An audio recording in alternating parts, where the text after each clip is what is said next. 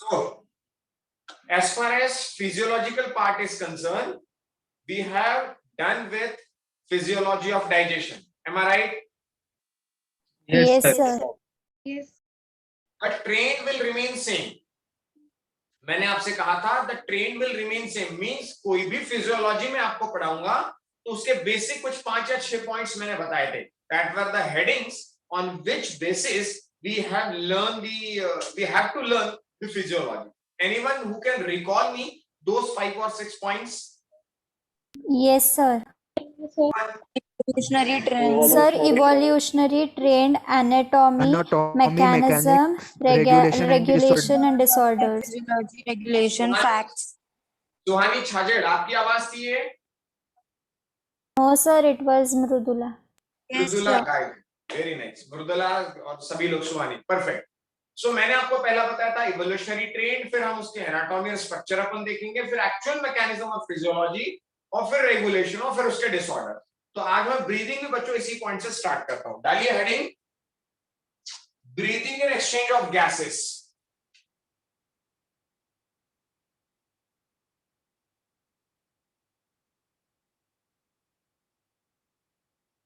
Breathing and exchange of gases. चलिए, सबसे पहले तो गायत्री मैडम, हम इस बात को सुनते हैं, इस बात को समझते हैं. वेदांत बोबड़े जी, कुंजल मंत्री, स्वराज, हम इस बात को समझते हैं कि चैप्टर का नाम इन्होंने ऐसा क्यों दिया यार, breathing and exchange of gases. क्योंकि यदि इन्हें रेस्पिरेशन ही बताना था तो फिर इन्होंने रेस्पिरेशन क्यों नहीं दे दिया. बट यकीन मानिए यहां ये ब्रीदिंग बताना चाह रहे हैं, रेस्पिरेशन नहीं. तो आज का लेक्चर तो शायद मुझे आपको ये बताने में जाए कि why the title is like breathing and exchange of gases. To be very clear, since we are dealing with human physiology, और मैंने आपको, आप में से कई सारे ऐसे बच्चे होंगे जिनकी काउंसलिंग मेरे थ्रू हुई होगी, तो एक बहुत कॉमन सा सवाल मैंने पूछा होगा, photosynthesis. M I right? M I right? Yes. ऐसे बहुत सारे बच्चे होंगे, गायत्री भी उसमें होगी, जिसको मैंने सबसे पहले पूछा व्हाट इज फोटोसिंथेसिस. और फिर मेरा एक सवाल होता था कि क्या प्लांट और एनिमल का रेस्पिरेशन सेम होता है, गैसेस एक्सचेंज सेम होता है? तो सबने कहा नहीं नहीं सर, हम ऑक्सीजन लेते हैं, वो CO2 लेते हैं, हम CO2 छोड़ते हैं, वो CO2 लेते हैं. और एक बच्चों जैसा इनोसेंट सा आंसर, आपकी गलती नहीं. बट वो आंसर बिल्कुल भी गलत था, बिल्कुल ही गलत था. क्यों भाई? क्योंकि रेस्पिरेशन की जहां तक बात है दोस्तों, आज तो कुछ पेन का जरूरत नहीं पड़ेगा, यकीन मानिए, ना पेन पेंसिल कुछ नहीं पड़ेगा. आज आप कंसेप्ट पकड़. मेरा फोकस हमेशा से डे वन से एडमिशन से लेकर इसी बात पर है कि आप फोकस कंसेप्ट पर करो. पूरा चैप्टर नहीं समझ में आ जाए तो मेरा नाम नहीं. तो just try to grab the concept. Pen down कर दीजिए, बिल्कुल छिड़कानी मत कीजिए स्क्रीन से, ईयरफोन लगा के रखिए और शांति से मेरी बात सुनिए. In case of respiration, plants and animals both have the same respiration. Both have same respiratory. कैसा? Gases exchange के मैटर में. In terms of gases exchange, every living organism who is dependent on oxygen for their respiration, they inhale oxygen only. I'm not talking about the anaerobic bacteria. I'm talking about only the aerobic organisms.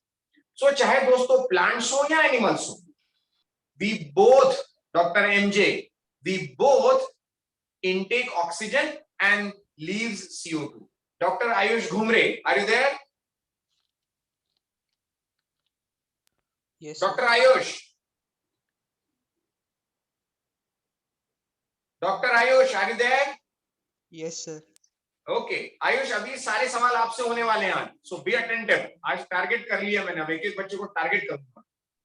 Okay. तो doctor Ghumare, मैंने आपसे कहा कि चाहे plants हो चाहे animals हो, दोनों ही क्या लेने वाले हैं? Doctor Ghumare, Oxygen. ऑक्सीजन. जोर से बोलिए. और दोनों ही क्या छोड़ने वाले हैं? CO2. CO2. बट यार एक समस्या ये है कि यदि दोनों ही ऑक्सीजन लेने वाले हैं, दोनों ही CO2 छोड़ने वाले हैं, तो फिर तो एनवायरनमेंट में CO2 बढ़ जाएगी. तो क्यों गवर्नमेंट इंसिस्ट कर रही है प्लांटेशन करो, प्लांटेशन करो, प्लांटेशन करो? Anyone? So because in plants the amount of oxygen they release by photosynthesis will either balance out or will be more than the carbon dioxide they will release. Not balance Gayatri, but ये ठीक है आपने, but not balance. ये plant जो है दोस्तों photosynthesis की process कर रहे होते हैं, और जब ये फोटोसिंथेसिस की प्रोसेस कर रहे होते हैं तो एयर से पूरा CO2 ले लेते हैं, और बदले में वेस्ट गैस के तौर पर photosynthetic by product, photosynthetic waste gas oxygen निकलती है, विच इज प्राणवायु फॉर अस। तो ये दिन के समय, और लाइट तो अच्छा खासा होता है, तो जब तक लाइट होता है, फोटोन होता है, ये फोटोसिंथेसिस करते रहते हैं, और ये फोटोसिंथेसिस करने की वजह से ये O2 छोड़ते रहते हैं, जो हम लेते रहते हैं। बट रेस्पिरेशन की जहां तक बात है, ये रेस्पिरेशन करते समय ऑक्सीजन ही लेते हैं, लेकिन डे टाइम की जहां तक बात है, तो डे टाइम में इन्हें लगता है कि यार जब तक सनलाइट है, why not we should use maximum photosynthesis. जैसे मम्मी घर में क्या करती, आज तो इतना काम था कि सांस लेने की भी फुर्सत नहीं मिली। स्टेटमेंट क्या होता है, आज तो इतना काम था कि सांस लेने की भी फुर्सत नहीं। तो यही तो प्लांट कह रहा है कि रोज मुझे इतना काम होता है, जब सनलाइट होता है मुझे सांस लेने की भी फुर्सत नहीं होती, इसलिए मैं काम ही करता रहता हूं, खाना ही पकाता रहता हूं, मैं फोटोसिंथेसिस ही करता रहता हूं, मैं CO2 ही लेता रहता हूं, और वेस्ट प्रोडक्ट O2 ही छोड़ता रहता हूं। Mantri ji understood? Arpit Jadhav understood? Yes, sir. Understood. Hitesh, Yes, sir. Okay, मैं इतना काम करता रहता हूं कि मैं O2 ही छोड़ता रहता हूं, क्योंकि मैं खाना बना रहा हूं, और फिर रात में जब मैं आराम से बैठता हूं, मुझे कोई काम नहीं होता, जैसे मम्मी भी सो जाती है वैसा प्लांट भी सो जाता है और रेस्पिरेशन करता रहता है, जिसमें वो CO2 छोड़ता रहता है, O2 लेता रहता है अपनी ही तरह। दिन में तो सांस लेने की फुर्सत ही नहीं थी, तो दिन में तो सांस ले ही नहीं रहा था। एक अच्छा और समझदार प्लांट, फोटोसिंथेसिस में मैं पढ़ाऊंगा, एक अच्छा और समझदार प्लांट दिन के समय फोटोसिंथेसिस पर जोर देता है, सांस नहीं लेता। यही तो अपेक्षाएं आपसे भी की जाती हैं दोस्तों। बायोलॉजी में पूरा जीवन का विज्ञान है कि जब तक वक्त है, तब तक क्या कर लो, जब तक वक्त है तब तक क्या कर लो, बीड़िया पेन रगड़ पेन रगड़ लो, वरना पेन- जिंदगी में रगड़नी पड़ेगी। तो जब तक वक्त है तब तक सांस लेने की भी फुर्सत नहीं है तुम्हें, सिर्फ पढ़ना है। बहरहाल पॉइंट पर आता हूं, तो प्लांट के केस में तो ये इसलिए भी हो जाता है क्योंकि उसके पास ब्रीदिंग के ऑर्गन्स नहीं, प्लांट के पास ब्रीदिंग के ऑर्गन्स नहीं। अब प्लांट के पास जब ब्रीदिंग ही नहीं है, तो उसके केस में पढ़ाया जाएगा आपको रेस्पिरेशन। इसलिए प्लांट फिजियोलॉजी में पढ़ाया जाता है रेस्पिरेशन, क्योंकि दोनों का सेम है, इधर पढ़ो या उधर पढ़ो। तो बॉटनी में आपको पढ़ाया जाएगा प्लांट रेस्पिरेशन, और जूलॉजी में आपको पढ़ाया जाएगा breathing and exchange of gases. ऐसा नहीं कि ये रेस्पिरेशन हम नहीं कर रहे हैं, लेकिन हमें इसमें रेस्पिरेशन नहीं पढ़ना है, हमें इसमें रेस्पिरेशन नहीं पढ़ना है दोस्तों। मैं आपको ब्रीदिंग बता रहा हूं, which is not respiration actually. Breathing and respiration is different thing. उसी को बताने के लिए इतनी कहानी मैंने बताई। Breathe in and breathe out,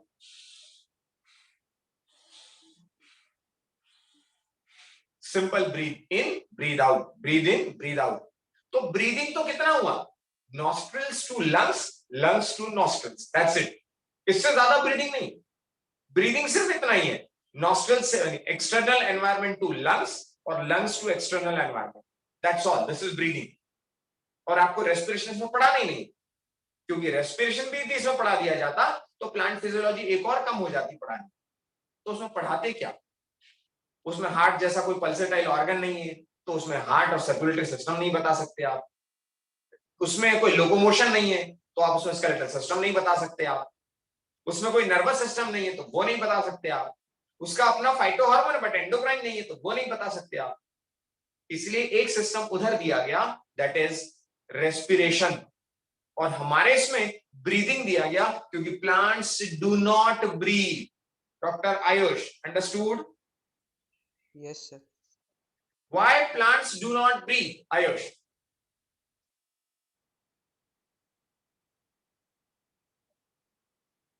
Ayush, why plants do not breathe? Anyone? Because they do not हाँ, have बोलिए। Because they don't organs have like lungs. heart. Because they don't have any specialized organs for breathing. Big organs. Okay Ayush भाई, plants do not breathe क्योंकि, अरे breathe करके करेंगे क्या? Breathe की जरूरत तो उनको होती है जो बहुत कॉम्प्लिकेटेड बॉडी डिजाइन हो और एक जगह पर इकट्ठी करके फिर डिस्ट्रीब्यूट करना। अरे प्लांट तो ऊपर से लेकर नीचे तक स्टोमेटा है, उसका तो हर पार्ट अपना खुद का रिक्वायरमेंट पूरा कर लेता है। तो why they need to breathe? Yes we do need, क्योंकि हमारी तो लंग्स में जाएगी और उसके बाद सारे ऑर्गन तक पहुंचाई जाएगी। हमारे ऐसा थोड़ा कि यहां से एयर चली गई तो इसका काम हो गया, यहां से एयर चली गई तो इसका काम हो गया।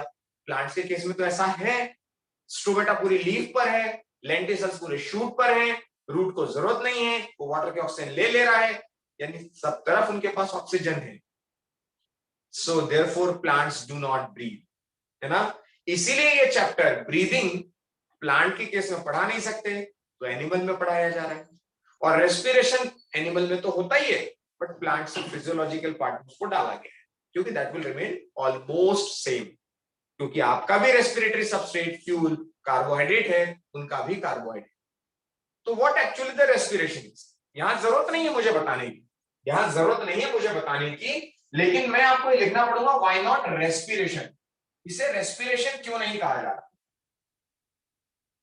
व्हाई नॉट रेस्पिरेशन लिखना नहीं आपको, ये तो मैं समझा रहा हूं, being a resonate. Why not respiration? ये रेस्पिरेशन क्यों नहीं? क्योंकि रेस्पिरेशन का लिटरल मीन होता है दोस्तों, रेस्पिरेशन की मीनिंग बात कर रहा हूं मैं, बायोलॉजिकल ऑक्सीडेशन ऑफ फूड और फ्यूल। गार्गी पाठक समझे कि नहीं?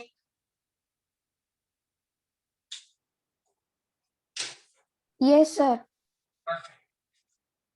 राशि जोरड़िया समझे कि नहीं? Yes, sir. Samyak, Geetesh, Swanandi. Yes sir. Yes, sir. Yes, sir. तो बच्चों मेरा कहीं भी कंसर्न नहीं है कि मैं आपको रेस्पिरेशन पढ़ाऊं, क्योंकि वो फूड और फ्यूल कैसे बर्न होता है, बायोलॉजिकल ऑक्सीडेशन कैसे होता है, it doesn't matter for this chapter. मुझे आपको क्या बताना है? ब्रीदिंग बतानी, बिकॉज रेस्पिरेशन तो मुझे बाय डिफॉल्ट पढ़ाना पड़ेगा इन case of plant.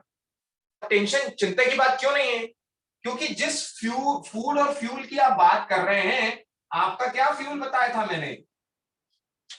LPC. Mummy के किचन का फ्यूल क्या था? LPG. LPG। आपके बॉडी का फ्यूल क्या था? एलपीसी। जब इसकी बर्निंग मुझे करनी है, इसकी ही बर्निंग मुझे करनी है, तो why not I should burn this carbohydrate as in case of plants. वो भी तो स्टार्च ही बना रहा है, उसी का तो पोटैटो हम खा रहे हैं। तो रेस्पिरेशन मेरा बिल्कुल उद्देश्य नहीं। तो अभी तो मैंने पिछले 5-7 मिनट में आपको ये बताया दोस्तों कि मैं क्या नहीं पढ़ा रहा हूं, सो दैट आपको ये क्लैरिटी रहे कि सर सांस लेना छोड़ना सिखा रहे हैं, बस उससे होता क्या है वो नहीं पढ़ा रहा हूं। I hope you understood. Swaraj Nerkar, Sania Shaikh, Sayan Darbar. Yes, sir. Yes, sir. Agree? Yes, sir. Yes, sir. Yes, sir. दर्शक, तन्वेश, सुहानी, agree? Yes, sir. Yes, sir. तो बच्चों अब बात करते हैं कि इस आधे पार्ट की। तो आधे पार्ट में तो चलेगा ब्रीदिंग, कि how we can breathe in and breathe out, how we can breathe in and breathe out. और आधे पार्ट में चलेगा how the breathing gas oxygen when reaches to lungs, how it diffuses into blood and how it exchange with the CO2।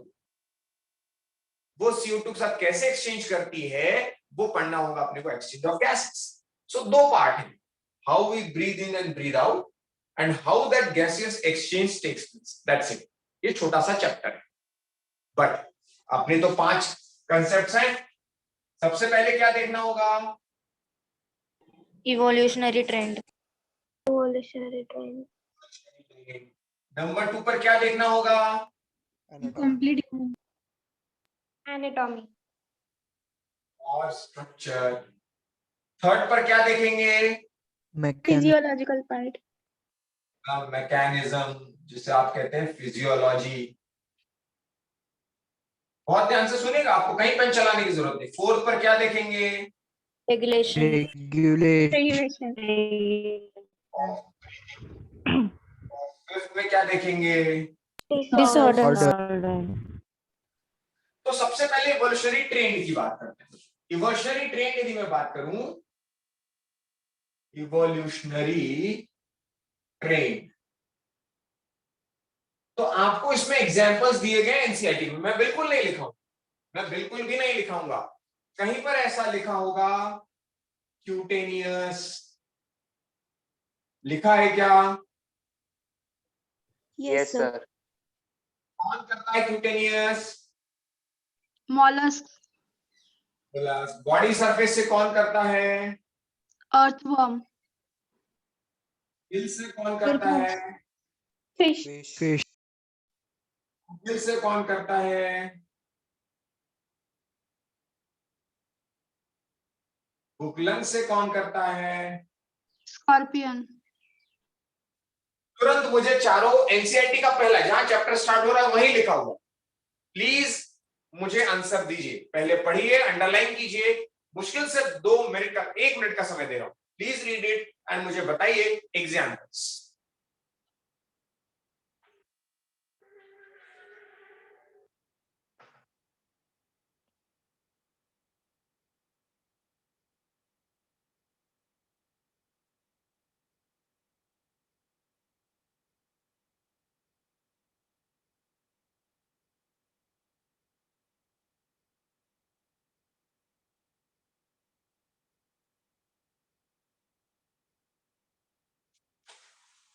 Yes. Who do it by cutaneous? Earthworm. Lower invertebrates. बोलिए। Earthworm. Sir, lower Earthworm. invertebrates. Okay, मैं तो उसको believe करूंगा जो NCERT में लिखा होगा भैया। Frog. Sir, frogs. Frog. Amphibians. Cutaneous लिखा है एम्फीबियंस।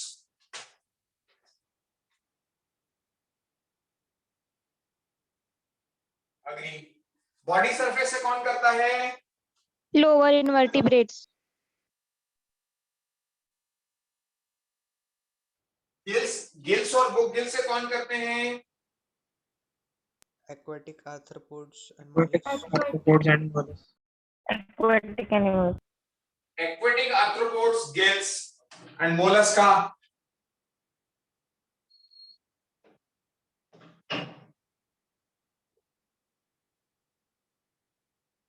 लंग्स और बुक लंग से कौन करते हैं, या लंग से कौन करते हैं? Mammals. Mammal.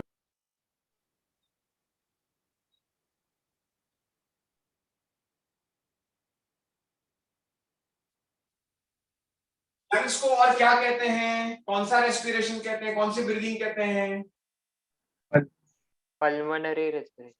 लिखते चलिए मेरे साथ आप, चाहे एनसीईआरटी में लिखे, मुझे उससे मतलब नहीं, पर लिखते चलिए आप। ट्रैकियल कौन करते हैं? Insects. और ब्रैंकियल?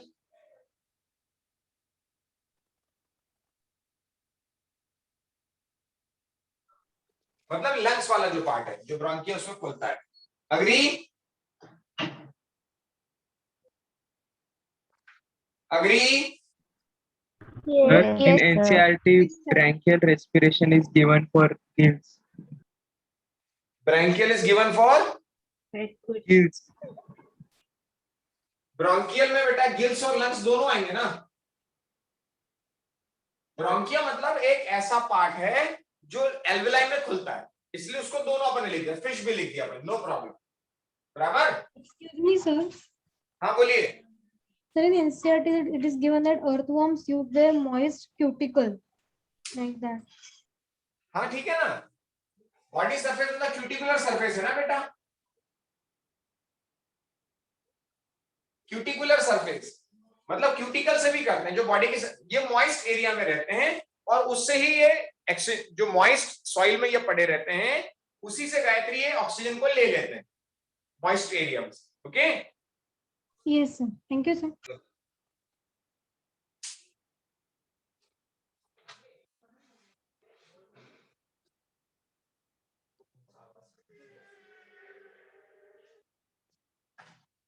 नोटेड? चलिए Yes, sir. बच्चों, पहला पार्ट मेरा डन हुआ, इवोल्यूशनरी ट्रेन। अब मुझे आपको बताना है एनाटॉमिकल स्ट्रक्चर। ओके, अब देखिए, मैं एनाटॉमिकल स्ट्रक्चर थोड़ा समझा रहा हूं और थोड़ा सा फिर शेयर करूंगा, और मेरी बुक आप देखेंगे तो तबीयत मस्त हो जाएगी, जिसका इतना शानदार डायग्राम बनाया जा सकता है या इतना बढ़िया लेबल किया जा सकता है। एनीवेज, अभी तो खैर अपन हमेशा की तरह जो डाइजेशन में बनाया था अपन ने,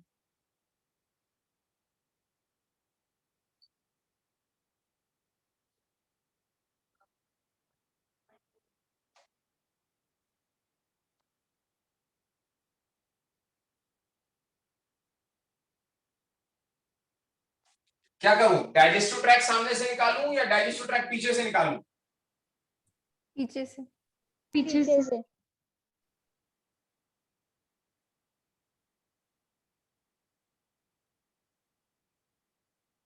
तो ये तो हो गया डाइजेस्टिव ट्रैक्ट, लेकिन इसकी मुझे जरूरत नहीं है, तो मैं इसको डैश डैश में बनाता हूं, क्योंकि मुझे तो रेस्पिरेटरी सिस्टम पढ़ाना है। परफेक्ट। Yes.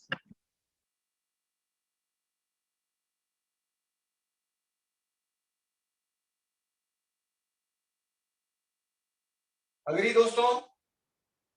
Yes, sir. अब यहां पर जो मैं आपको बताना चाह रहा हूं, कहीं ना कहीं जंक्शन पॉइंट तो आएगा, यस और no? Yes. Yes. That junction point is known as, now we know that. What is that? Pharynx. Pharynx. Pharynx. Very good. So that junction point is known as pharynx, जो यहां पर match हो रहा है। Perfect. लेकिन उसके पहले अपने को यहां पर अब रेस्पिरेटरी सिस्टम, ब्रीदिंग को देखते हुए कुछ दो तीन चीजें और बना ली, है ना? यहां से इसके पीछे तो बोन लगी होंगी,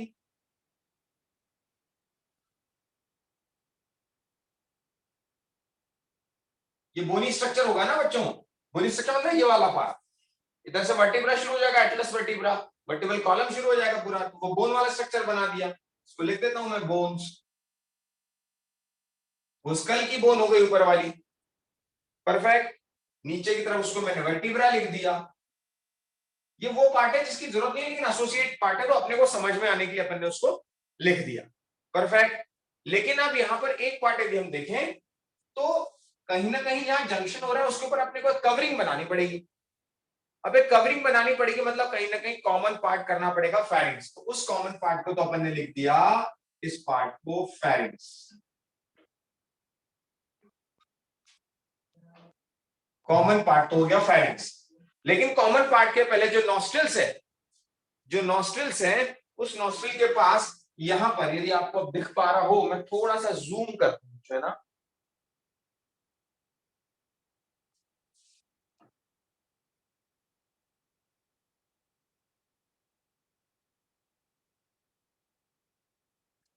Can you see a structure? Yes, sir. Yes. sir. Yes, sir. और ये स्ट्रक्चर एक फ्लैप है, एक कार्टिलेजिनस फ्लैप है, लेकिन बहुत ध्यान से देखो तो इसके बाद भी जगह है यहाँ पर थोड़ी सी एयर को निकालने की। दिख रही है जगह थोड़ी सी? Yes, sir. Yes. देखिए, ये फ्लैप बंद हो जाता है जब खाना खाने का नंबर आ रहा होगा, तो खाना जब जा रहा होगा तो ये बंद हो जाएगा, तो खाना गलती से भी इस ट्रैक में नहीं आएगा। खाना किस ट्रैक में जाएगा? ये वाला ट्रैक कौन सा? Digestive. Esophagus. ठीक है, इसोफेगस। मैंने उसको लिख दिया एलिमेंट्री कैनाल, क्योंकि कहीं से भी एलिमेंट्री कैनाल तो होती ही है वो। अंडरस्टूड? Yes, sir. अब इसके ऊपर बच्चों मैंने क्या कर दिया, यहां जहां से नॉस्ट्रिल्स है, जहां से आप एयर एक्सपेक्ट कर रहे हैं कि एयर वहां से जाएगी, अब एयर जब यहां से जाएगी तो यहां पर मैंने बना दी 3 कॉनकी।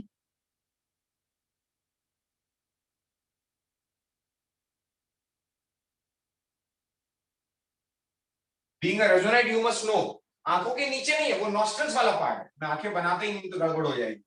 वो उसके ऊपर वाला पार्ट है, नॉस्ट्रिल्स वाला पार्ट है, यहां से एयर जाने वाली है।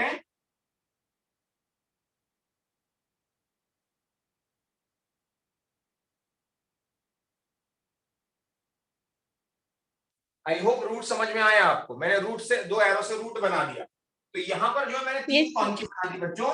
इन तीनों कॉनकी में सबसे ऊपर वाले को लिख दिया मैंने सुपेरियर कॉनकेव, CHONCHE, सुपेरियर कॉनकी।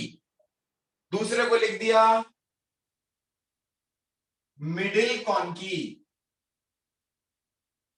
और तीसरे को लिख दिया इंफेरियर कॉनकी, और इन तीनों को मिलाकर मैंने कह दिया conchae. Just to increase the surface area, moist surface area. ये तीनों मिलाकर क्या दे रहे हैं? मॉइस्ट सरफेस दे रहे हैं, जिसकी वजह से इजीली वो गैस डिफ्यूज हो जाए, ये खाने की तरफ ना जाए, बस ये डायरेक्शन जो है इस तरफ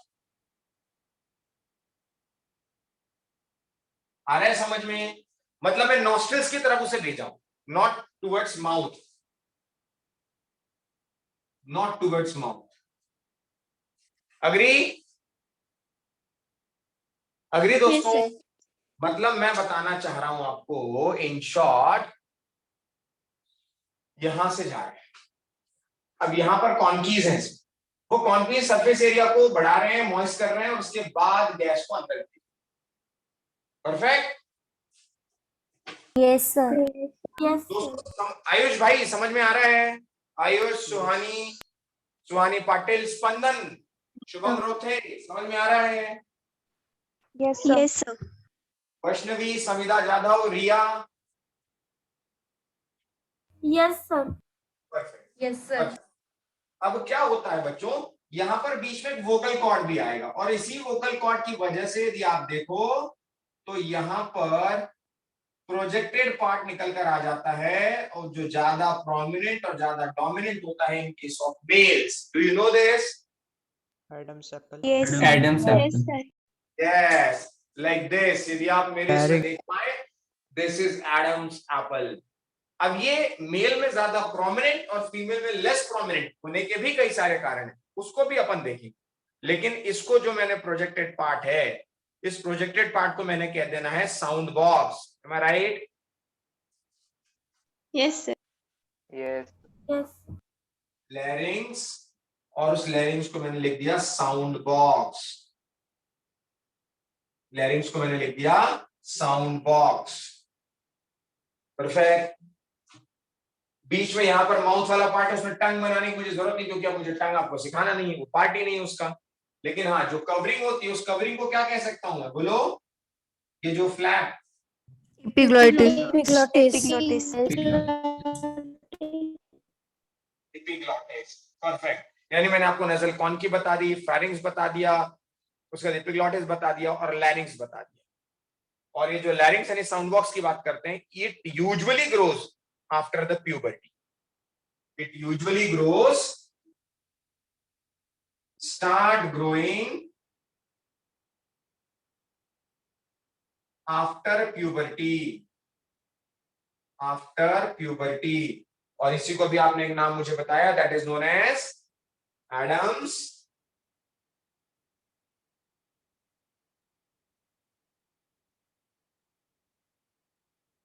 नोटेड बच्चों?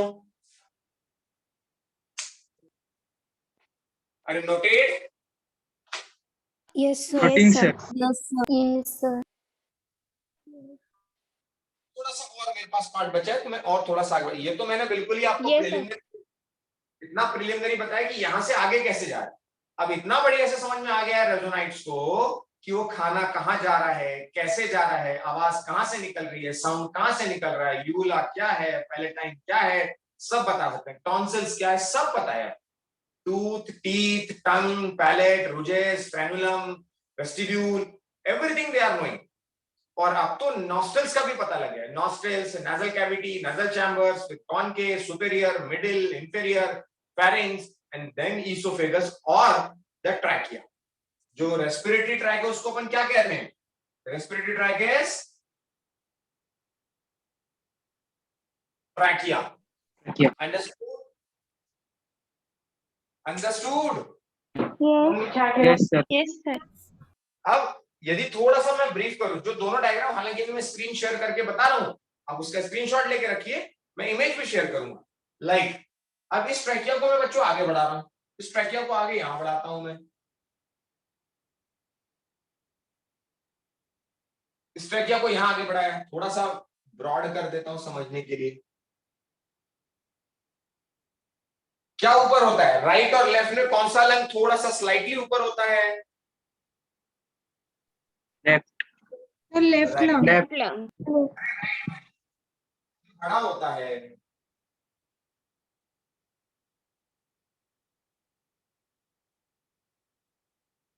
क्योंकि थोड़ा बड़ा होता है, लेफ्ट वाला थोड़ा छोटा होता है, और ये सी शेप स्ट्रक्चर क्या होता है बोलो? डायफ्राम। डायफ्राम। और ये ट्राइलोब, ट्राइलोब बनाने के लिए मैंने इसको क्या किया, कुछ इस तरह से बना।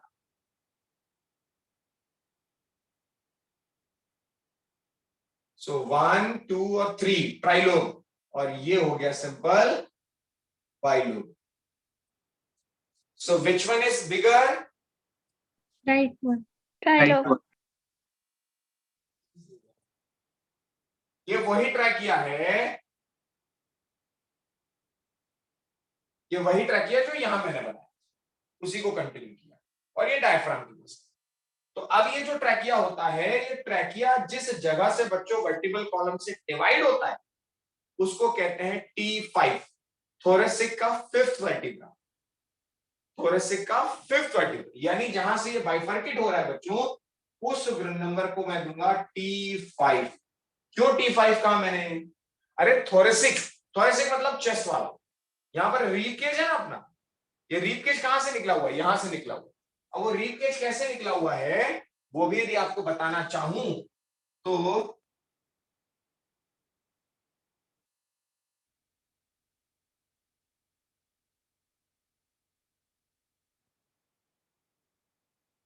समझे क्या? कुछ इस तरह से रीब केज है, M I right? M I right? Yes, sir. Yes, sir.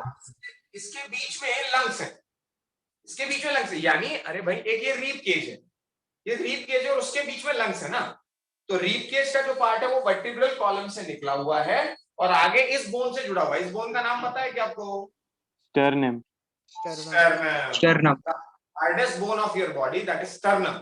तो यहां से लेकर यहां तक जुड़ा हुआ है, तो ये जो रीब केज है उसके बीच में वो लंग्स हैं। तो ये रीब केज जहां से लंग्स शुरू होते हैं, तो ट्रैकिया कहां से डिवाइड होता है वो बताने के लिए मैंने बताया इस थोरेसिक के 5th वर्टिब्रा से। उसको कौन सा वर्टिब्रा कहते हैं? T5। Understood? Understood? Yes, sir. sir. Yes, sir. अब ये तो समझ में आ गया अपने को कि एक ट्राइलोब्ड है, एक बाइलोब्ड है। अब अपने को लंग का भी स्ट्रक्चर देखना पड़ेगा यार, क्योंकि अभी तो अपन ने केवल वो बाहर वाला स्ट्रक्चर देखा, उसके बाद मैंने कनेक्ट करके ये बता दिया। अब कलरफुल डायग्राम में मैं आपको दिखाऊं तो आपको समझ में आएगा कि कैसे ये फाइन और होती जाती है।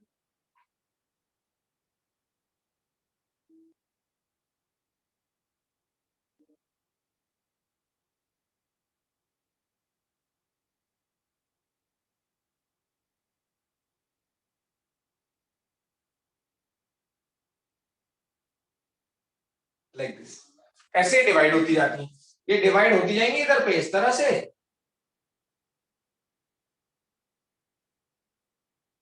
लाइक दिस, और लास्ट में इस पे आकर बन जाते हैं एल्वेलाई।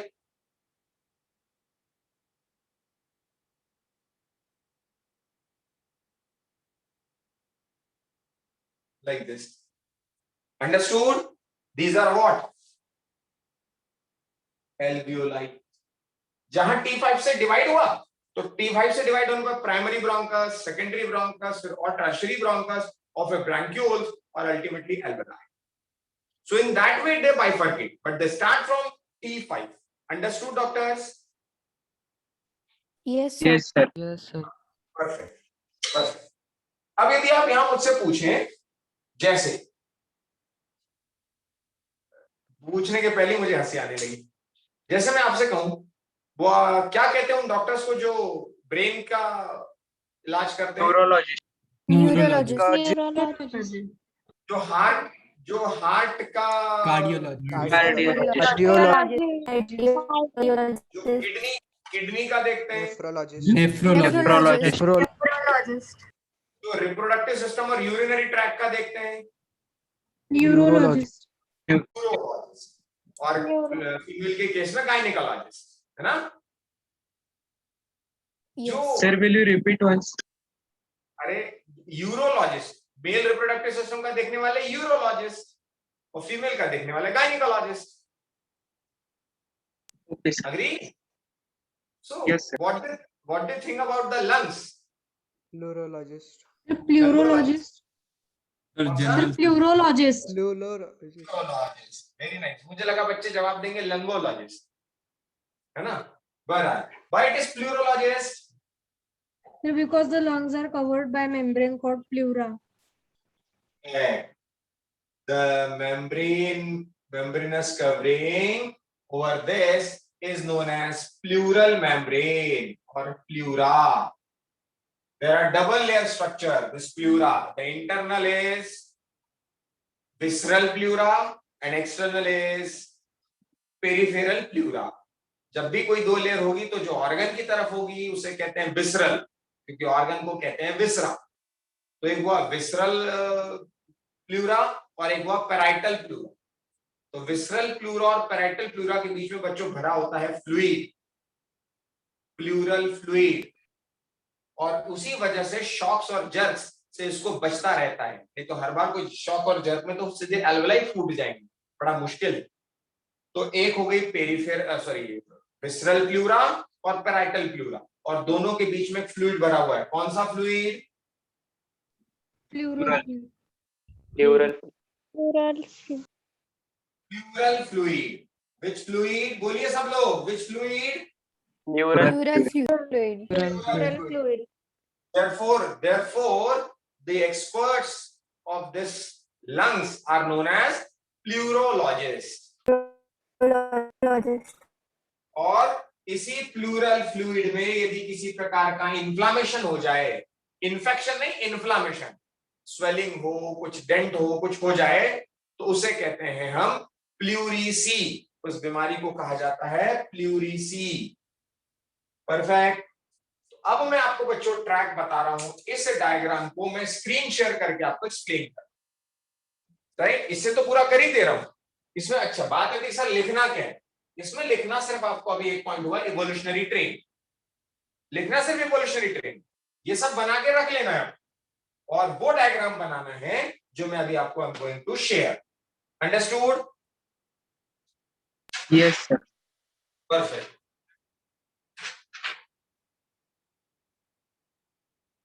देखिए बोर्ड पर कोई डाउट हो तो बताइए मुझे. Excuse me, sir. Excuse. Pleurisy is the inflammation of which part? This pleural fluid. ये मेम्ब्रेन के डैमेज होने से यदि प्लूरल फ्लूइड में कुछ गड़बड़ हो जाए so the disease is pleurisy. Sanjana, Sanika, sir. कौन पूछा? Sir, it's Gargi. Gargi. Okay, doctor Gargi Pathak. Understood? Yes, sir. Thank you.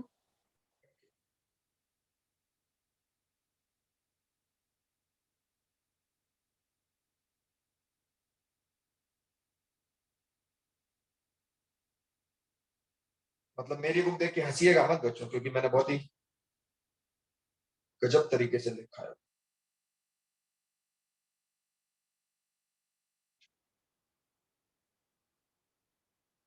I'm going to share this image.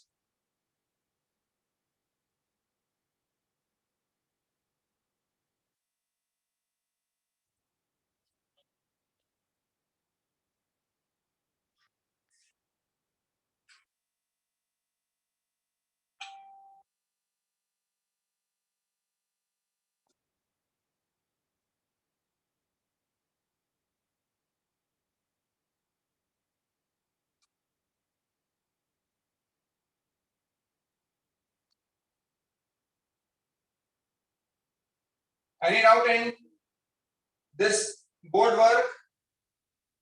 Any doubt? Sir, share the image afterwards. Already shared.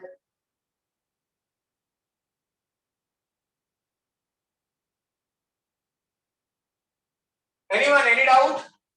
Sanjana, Spandan, Shubham, Shreya, Shravani, No, sir. No, No, sir. No doubt, sir. sir. Bhandari, doctor Palak, Omkar, Gurjal, Omkar बेटा को doubt, No, sir. No, sir. Understood properly. Lavanya, Maithili, Mridula, Yes, sir. Understood. अब मैं बच्चों जो आपको देखिए मैं आपको क्या बता रहा हूँ, यकीन मानिए यदि किसी का कॉन्फिडेंस भी कम होगा ना अभी तो वो भी बढ़ जाना चाहिए। इतने शानदार तरीके से बच्चों आप पढ़ रहे हैं कि वो कॉन्फिडेंस बाय डिफॉल्ट जनरेट होता है। नहीं अभी डायग्राम देख रहे हैं, मुझे समझ में आ रहा है मम्मी पापा, मैं कर लूंगा, मैं कर लूंगी, क्योंकि I am getting those words, I am getting those concepts. तो आप वो कॉन्फिडेंस बस इंक्रीज कीजिए। परफेक्ट। चलिए going to share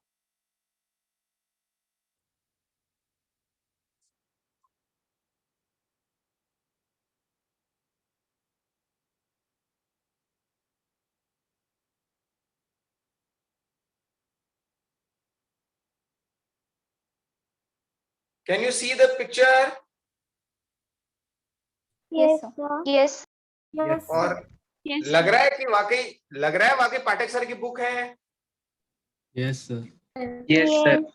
Yes, sir. ये होती है मुफ्तीद भाई, ये होती है तबीयत से पढ़ने वाली बात। मतलब आपको पढ़ाने के पहले मैं कितना प्रिपरेशन करता हूँ देखिए। सबसे ऊपर से आप देख रहे होंगे तो एक एपिग्लॉटिस है, जाहिर सी बात है मेरी तरह तो इन्होंने बहुत अच्छा बनाया होगा क्योंकि 3 डायमेंशनल स्ट्रक्चर है यार इनके पास। मुफ्तीद भाई सही कह रहा हूं मैं? Yes, sir. मतलब आप देखिए कितना परफेक्शन से अब समझ में आ रहा है लंग्स अपने को। एपिग्लॉटिस के बाद लैरिंग्स है, लैरिंग्स के बाद या ट्रैकिया में सी शेप्ड कार्टिलेजेस बने हुए हैं, मैंने लिखा भी है हाइलीन कार्टिलेजेस, आप भी लिखेंगे। सी शेप्ड की रिंग स्ट्रक्चर बने हैं hyaline cartilages, C shaped rings open posteriorly, C shaped ring open posteriorly. Can you understand ये कैसी होंगी? Sir, like thing. Like this, ये ऐसी नहीं है। यानी यदि ये ट्रैकिया है या इस डस्टर को मैं इसको ट्रैकिया मानूं तो ये ऐसा नहीं है, ये ऐसा नहीं है, ऐसी है। Understood? Yes, sir. Yes, sir. और ये सी शेप रिंग बच्चों इसीलिए है ताकि जब एयर छोड़ी जाए तो ऐसा नहीं ना कि बिल्कुल कोलैप्स हो जाए सब। जब एयर छोड़ी जाएगी तो पूरा कोलैप्स नहीं होना चाहिए ना, तो इसलिए उसके बीच में हाइलिन कार्टिलेज दिया गया। तो उसके बारे में मैंने अभी आपको बताया, this is cartilage.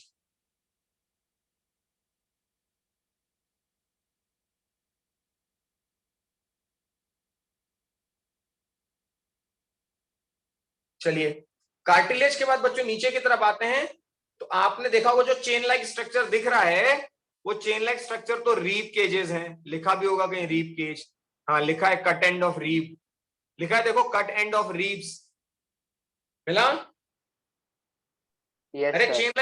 Chain like structure देखो कट एंड ऑफ रीब्स लिखा हुआ है, Yes, sir. yes, sir. मिला? Yes, sir. Yes, sir. Yes, sir. Perfect. चलिए अब नीचे की तरफ यदि बनाते हैं, इसको हटा ही दिया, ओके। तो कट एंड ऑफ रीब के बाद यदि अपन अंदर की तरफ आते हैं तो येलो कलर की एक लाइन दिख रही है आपको, देखो दिख रहा है क्या? प्लूरल मेम्ब्रेन लिखा है उसको। Yes, sir. Yes, sir. Yes, sir. Yes, sir. Yes, sir. Highlight spotlight का यूज करता हूं, ज्यादा बेटर है। लिखा प्लूरल मेम्ब्रेन लिखा हुआ। Yes, sir. Yes, sir. Yes, sir. Parietal pleura and visceral pleura, you got it? Yes. Yes, sir. Yes, sir. Parietal को लिख दो आउटर, नाम से भी समझ में आ रहा, तो पैराइटल को लिख दो आउटर और विसरल को लिख दो इनर। अंडरस्टूड? Yes, sir. चलिए Yes, sir. अंदर के स्ट्रक्चर पर आते हैं दोस्तों। तो यहां पर देखिए एक स्ट्रक्चर मैंने स्पॉटलाइट किया है, यहां से वो डिवाइड हो रहा है, 2 पार्ट हो रहा है। अरे from this part it is divided into 2 parts, right and Yes, sir. Left. Yes, sir. And I write it here what? T5. What I write? T5. T5. T5. लिख लीजिए उसको, from 5th vertebra T5 of thoracic। T represent thoracic, 5 represent fifth, तो thoracic के fifth से वो divide हो गया. Noted? Yes, sir. Yes, sir. और जिसमें डिवाइड हुआ बच्चों उसको भी लिख दिया मैंने bronchus, but it is primary bronchus. Bronchus तो उन्हीं ने लिखा था एनसीईआरटी ने, मैंने उसको कर दिया primary bronchus. Got it? Yes, Got sir. it? Yes, sir. Yes, sir. And when it divides from T5 into right and left, which is primary bronchus, then between this and heart, there is a notch. There is an empty space. Can you see this? Yes, sir. Yes, sir. Can you see this? Yes, sir. Yes, sir. Yes, sir. And this empty space is known as mediastinum. What is this? Mediastinum. It's an open challenge, doctors. Open challenge बच्चों. घमंड वाली बात नहीं, लेकिन जो आपको मिल रहा है यहाँ पर रेजोनेंस पे, जस्ट बिलीव मी, अपने किसी भी साथ पढ़ने वाले किसी भी बच्चे से पूछो, किसी भी इंस्टीट्यूट के बच्चे से पूछो, वो इन सब का नाम बताते. दिस इज मीडियास्टिनम, जहां पर उम्र के साथ धीरे धीरे छोटी हो रही, रिड्यूस होती रही थाइमस होती है, जहां पर हार्ट का थोड़ा सा पार्ट आता है, जहां से इसोफेगस पास होती है, जहां से लिम्फ वेसल्स पास होती है, उस पूरे रीजन को कहते हैं mediastinum. Understood? Yes, sir.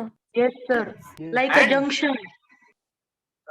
Not the junction exactly, I should say sternum के नीचे वाला पार्ट है तो mediastinum. Understood? Yes, sir. Perfect. और फिर दोस्तों जिस जगह पर हार्ट बैठा है ना, जिस जगह पर हार्ट बैठा है, that area is known as cardiac notch. Understood? Understood? Yes, sir. Yes, sir. Perfect. Yes, sir. Perfect. So now Sir. Primary bronchus इधर, प्राइमरी ब्रोंकस इधर, फिर उससे आगे secondary, tertiary, secondary, tertiary. So no problem. आपने को एक part को देखना है, उन्होंने एक ही पार्ट को एक्सप्लेन किया, बट राइट वाले भी आप देख रहे हैं तो मैंने लिखा था trilobe. Do you find this? Yes, sir. Yes, sir. And Yes, the left one is Hello. Bilobe. Perfect. अब बच्चों देखते हैं अपन वो डिवाइड होकर और कहां जाएगा, है ना? थोड़ा सा राइट वाला बिगर है, लेफ्ट वाला स्मॉल है. अब यदि अपन इस स्ट्रक्चर को देखें, नीचे की तरफ डायफ्राम, सबको दिख रहा है diaphragm. Agree? Yes, sir. Yes, sir. Yes, sir. उसकी मुझे बताने की जरूरत ही नहीं. लेकिन अब मैं मुद्दे पर यदि आऊं तो मुद्दा कहता है कि प्राइमरी ब्रोंकस जो टूटेगा, सेकेंडरी, टर्शरी से फिर finally alveoli. Right? Yes. Yes, sir. Yes, sir. Yes. उसको बच्चों मैं यहां पर आपको एक सीक्वेंस लिखाना चाहूंगा. एक सीक्वेंस, सबसे नीचे देखो लिखा हुआ एक sequence, if you can see this. Primary bronchus, secondary bronchus, tertiary bronchus, lobular, terminal bronchioles, respiratory bronchioles. मिला क्या? सबसे नीचे की लाइन Yes, sir. देखो. Yes, sir. And- Yes, sir. Yes, sir. भाई नॉस्ट्रिल ट्रू, ट्रैकिया लिख लो आप. Path of the breathing, nostril से ट्रैकिया से प्राइमरी ब्रोंकस, प्राइमरी से सेकेंडरी ब्रोंकस, सेकेंडरी से टर्शरी ब्रोंकस, फिर उससे लोब्यूलर ब्रोंक्यूल्स, फिर टर्मिनल ब्रोंक्यूल्स, और फिर रेस्पिरेटरी ब्रोंक्यूल्स, यानी जिसे आप एल्वेलाई कहते हैं. और बच्चों एक नीट का सवाल नोट करके लिखा है, ओपन चैलेंज. आप अपने किसी सीनियर से भी पूछ लीजिए, यदि वो बता दे तो मुझे आंसर भेजिएगा. ट्रैकिया से लेकर रेस्पिरेटरी ब्रोंक्यूल्स तक, what do you think? Trachea से लेकर रेस्पिरेटरी ब्रोंक्यूल तक, what do you think? Thickness should be increase और thinning should be increase? Thinning should be increased. Thinning should be increased. Why thinning should be increased? So because gases have to diffuse through Exchange. aerosols, so should have thin walls. To minimize the diameter of surface area. Perfect. और gases exchange के लिए आपको जगह available करानी है. So this should be thinning should be increases. And one more. Diameter should increase or decrease? Decrease. Decrease. Perfect. तो आपने path भी लिख लिया और ये सारी बातें भी लिख ली. अब एक असाइनमेंट यहां दिख रहा है, किसी की नजर पड़ी होगी तो ठीक है, लेकिन अब मैंने उसको छुपा दिया और आज के असाइनमेंट के नोट पर आपको छोड़ रहा हूं. Assignment is difference between trachea and bronchioles. Difference between tracheoles and bronchioles. Please find it. Diagram को बहुत अच्छे से देखिए बच्चों, ताकि कल मैं सीधे मैकेनिज्म पर जब आऊं तो तबीयत मस्त हो जाए. What is the assignment? What is the assignment? Difference between trachea and and bronchiole. All the best. Difference between bronchioles and tracheoles. Tracheoles और bronchioles का difference आपको मुझे बताना है दोस्तों, और पढ़ के रखना है, ताकि मैं डायरेक्ट मैकेनिज्म जब आपको बताऊं तो आप उसको समझ पाए. Understood? Yes, sir. Sir. चलिए, all the best. Bye. Thank you, sir. Thank you, sir.